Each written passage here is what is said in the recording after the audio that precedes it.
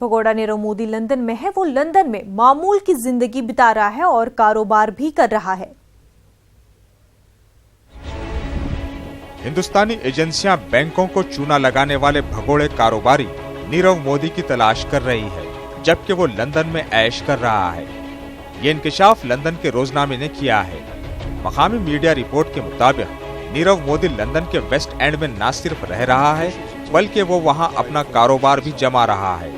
रोजनामे ने लंदन की सड़कों पर बेखौफ घूमते नीरव मोदी का वीडियो भी जारी किया है। बैंकों का तकरीबन 13,000 करोड़ रुपए लेकर फरार हुआ हीरा कारोबारी पहली बार कैमरे में कैद हुआ है। 48 साल नीरव मोदी मोटा दिखाई दे रहा है और वो मूछें रखे हुए है। जराये के मुताबिक नीरव मोदी ने हवालगी से बचने के लिए प्लास्टिक सर्जरी कराई है।